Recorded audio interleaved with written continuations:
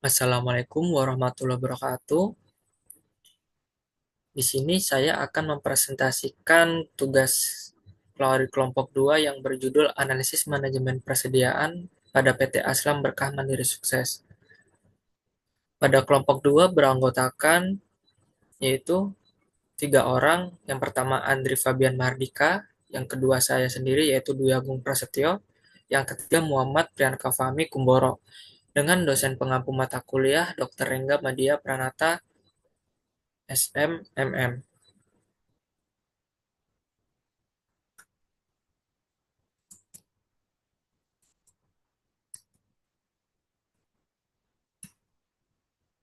Pada pendahuluan, persediaan merupakan aset lancar yang memiliki peran penting dalam menunjang kelancaran operasional perusahaan, khususnya pada usaha perdagangan material konstruksi dan penyewaan peralatan bangunan. Ketersediaan persediaan yang tepat memungkinkan perusahaan memenuhi permintaan pelanggan secara tepat waktu, serta menjaga keberlangsungan kegiatan usaha.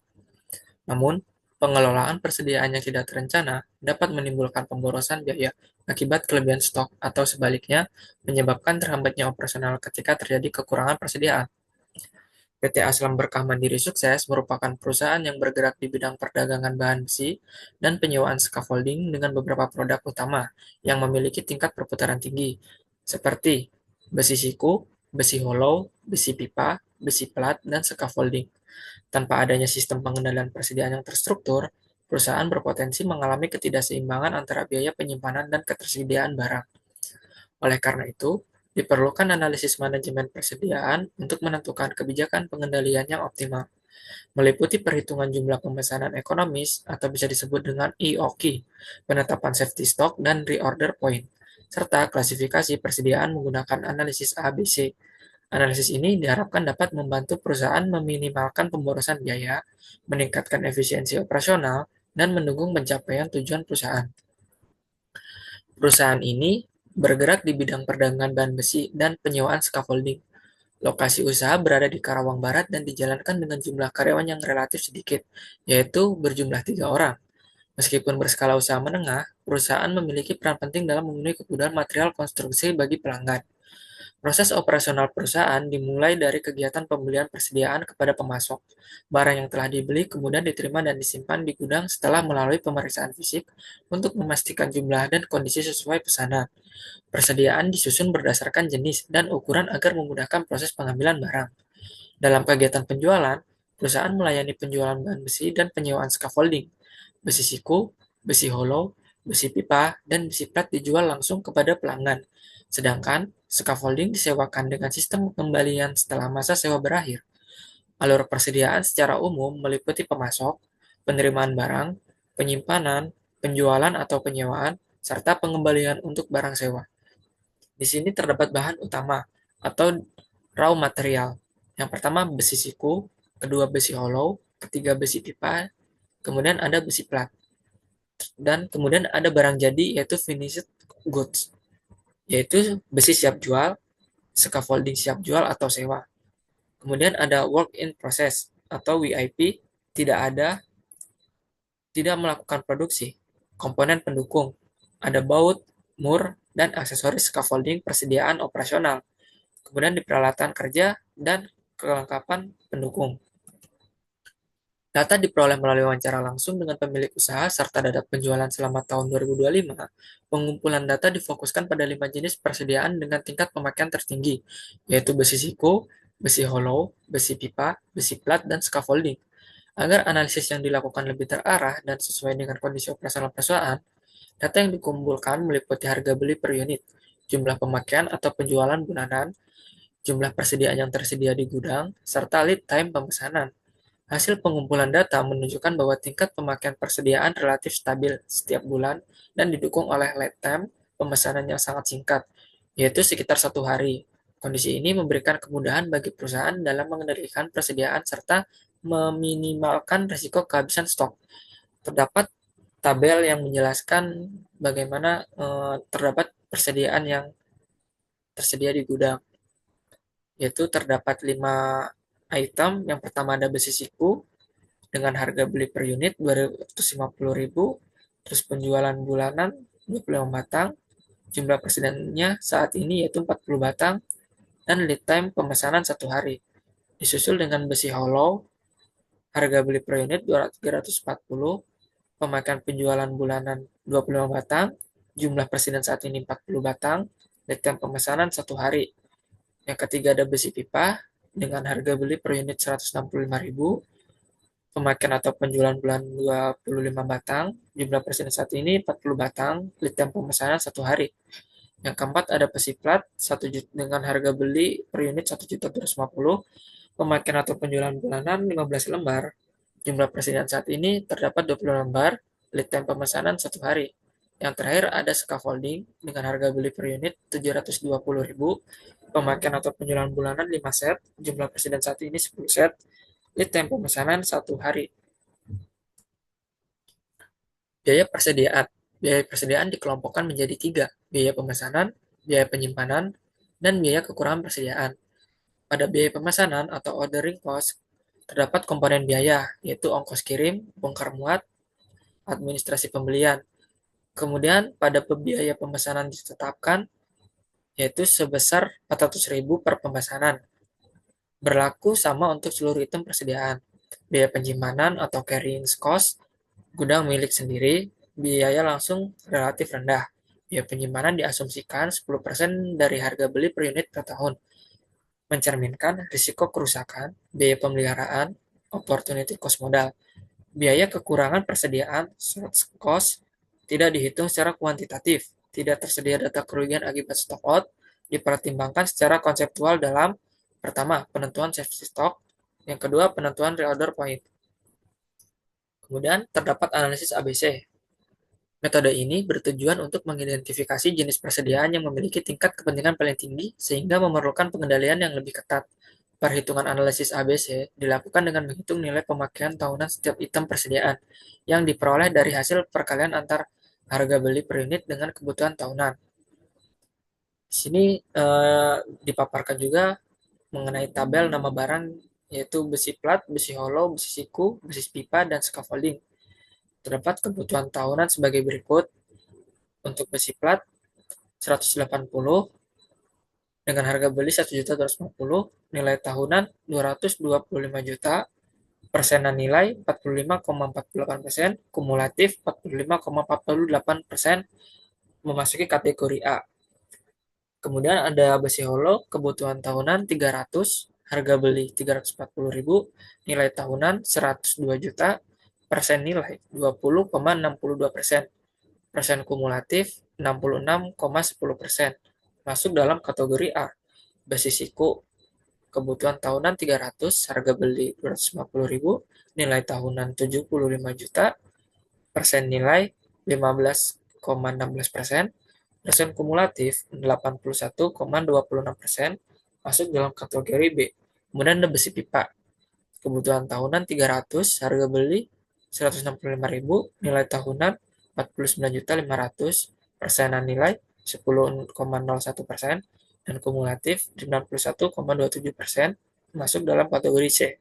Dan yang terakhir ada scaffolding, kebutuhan tahunan 60, harga beli 720.000, nilai tahunan 43.000, 43.200.000, persen nilai 8,73%, persen kumulatif 100%, kategori termasuk dalam kategori C.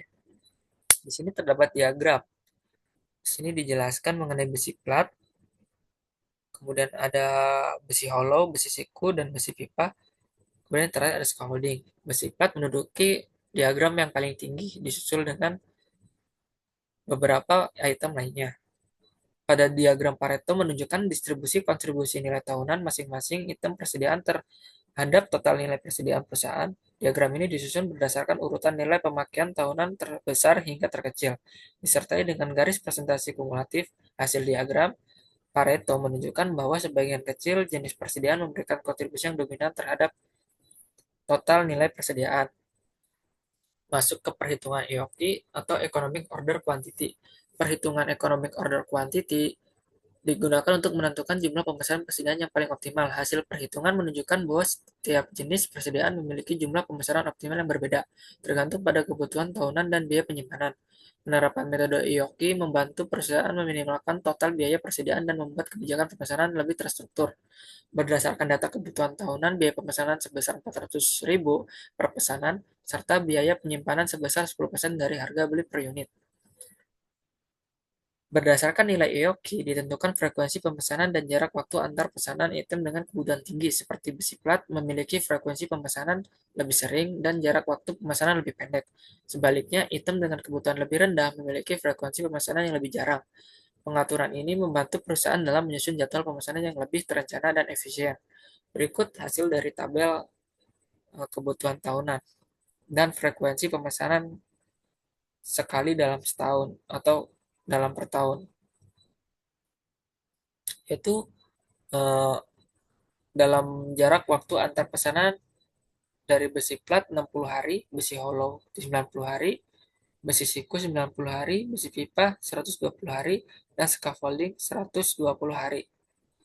Dengan pemesanan per tahun untuk setiap itemnya ada yang 6 tahun, 4 tahun, 4 tahun, kemudian ada yang 3 tahun. Masuk ke perhitungan safety stock. Safety stock atau persediaan pengaman merupakan persediaan tambahan yang disimpan perusahaan untuk mengantisipasi ketidakpastian permintaan dan keterlambatan kedatangan barang dari pemasok. Perusahaan menetapkan safety stock sebesar 5 unit untuk setiap jenis persediaan sebagai persediaan pengaman.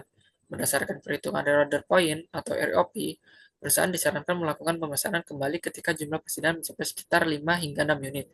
Dengan lead time pemesanan yang singkat, kebijakan ini efektif untuk mencegah kehabisan stok tanpa harus menyimpan persediaan yang berlebihan.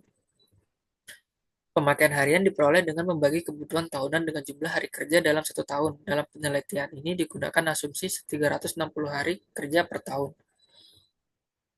Pada tabel tersebut dapat dijelaskan bahwa titik pemesanan kembali ROP untuk sebagian besar jenis persediaan berada pada kisaran 5 hingga 6 unit.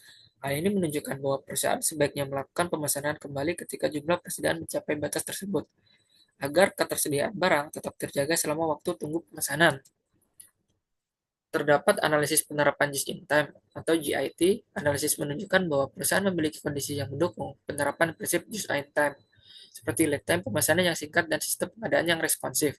Berdasarkan hasil wawancara dan pengamatan langsung di PT Aslam Mereka Mandiri Sukses, diketahui bahwa perusahaan memiliki waktu tunggu pemesanan lead time yang relatif singkat, yaitu sekitar 1 hari. Bahkan dalam kondisi tertentu, barang dapat diterima pada hari yang sama setelah pemesanan dilakukan. Namun, karena permintaan bersifat fluktuatif dan adanya ketergantungan pada pemasok, penerapan GIT secara penuh belum sepenuhnya layak. Oleh karena itu, perusahaan disarankan menerapkan GIT secara parsial dengan tetap mempertahankan safety stock dan sistem ERP. Interpretasi hasil analisis manajemen persediaan. Hasil analisis ABC menunjukkan bahwa besi plat dan besi hollow merupakan persediaan kategori A dengan konsumsi nilai tahunan terbesar. Hal ini menandakan bahwa sebagian besar investasi persediaan perusahaan terpusat pada item tertentu, sehingga diperlukan pengendalian yang lebih ketat pada jenis persediaan tersebut. Hasil perhitungan IOKI menunjukkan bahwa jumlah pemesanan optimal untuk setiap jenis persediaan berbeda dengan sesuai kebutuhan dan biaya penyimpanan. Penetapan safety stock sebesar 5 unit dan nilai order point pada kisaran 5 hingga 6 unit dinilai sesuai dengan kondisi operasional perusahaan, terutama karena lead time pemesanan yang relatif singkat. Kemudian ada identifikasi pemborosan persediaan. Pemborosan persediaan berpotensi terjadi apabila perusahaan menyimpan persediaan bernilai tinggi dalam jumlah berlebihan atau melakukan pemesanan tanpa perhitungan yang tepat. Item kategori A memiliki risiko pemborosan terbesar apabila tidak dikendalikan secara optimal. Penerapan EOQ dan ROP membantu meminimalkan pemborosan biaya penyimpanan dan pemesanan. Konflik kepentingan antar fungsi. Dalam pengelolaan persediaan, sering terjadi perbedaan kepentingan antar fungsi perusahaan, bahkan penjualan cenderung menginginkan persediaan yang besar. Sedangkan bagian keuangan berupaya menekankan jumlah persediaan. Metode manajemen persediaan seperti IOQ dan ROP berperan sebagai alat bantu objektif untuk menyeimbangkan kepentingan tersebut. Dampak jika tidak menerapkan manajemen persediaan. Apabila perusahaan tidak menerapkan manajemen persediaan yang baik, risiko kehabisan stok dan kelebihan persediaan dapat meningkat. Kondisi ini dapat menyebabkan keterhambatnya perjualan, meningkatnya biaya penyimpanan, serta menurunnya efisiensi operasional dan daya saing perusahaan dalam jangka panjang. Hasil dari pemaparan dari kelompok kami dapat disimpulkan berdasarkan analisis ABC, diketahui bahwa besi plat dan besi hollow termasuk dalam kategori A karena memiliki kontribusi nilai tahunan terbesar. Oleh karena itu, kedua jenis persediaan tersebut memerlukan pengendalian yang lebih ketat dibandingkan item persediaan lainnya. Hasil perhitungan Economic Order Quantity EOQ menunjukkan bahwa jumlah pemesanan optimal berbeda untuk setiap jenis persediaan. Penerapan EOQ membantu perusahaan dalam menentukan jumlah dan waktu pemesanan yang lebih efisien serta mengurangi pemborosan biaya persediaan. Penetapan safety stock sebesar 5 unit dan reorder point pada kisaran 5 hingga 6 unit dinilai realistis dan tidak sesuai dengan kondisi operasional perusahaan, terutama karena lead time pemesanan yang relatif singkat. Kebijakan ini efektif dalam menjaga ketersediaan persediaan tanpa menimbulkan kelebihan stok. Analisis sistem pengendalian tersebut menunjukkan bahwa penerapan sistem just in time secara penuh sebelum sepenuhnya layak diterapkan. Namun, penerapan prinsip JIT secara parsial dapat dilakukan dengan tetap mempertahankan safety stock dan sistem reorder point. Saran dari kami, pertama, perusahaan disarankan untuk memprioritaskan pengendalian persediaan pada item kelas A, khususnya besi plat dan besi hollow, karena memiliki nilai investasi persediaan yang paling besar. Yang kedua, perusahaan sebaiknya memulai menerapkan perhitungan EOQ secara konsisten sebagai dasar penentuan jumlah pemesanan agar biaya persediaan dapat ditekan dan pengelolaan stok menjadi lebih terencana. Ketiga, penetapan safety stock dan reorder point perlu dipertahankan serta dievaluasi secara berkala apabila terjadi perubahan permintaan atau lead time pemasok. Keempat, perusahaan disarankan untuk meningkatkan pencatatan data persediaan secara lebih sistematis, sehingga ke depan dapat dilakukan analisis yang lebih mendalam, termasuk perhitungan safety stock secara statistik. Yang kelima dan terakhir, penelitian selanjutnya diharapkan dapat mengembangkan analisis manajemen persediaan dengan menggunakan metode lain atau menambahkan data historis yang lebih lengkap untuk meningkatkan akurasi hasil penelitian. Sekian hasil pemaparan dari kelompok kami, yaitu kelompok 2. Apabila ada salah perkataan, kami mohon maaf. Wabillahi taufiq wal hidayah. Wassalamualaikum warahmatullahi wabarakatuh. Terima kasih. Selamat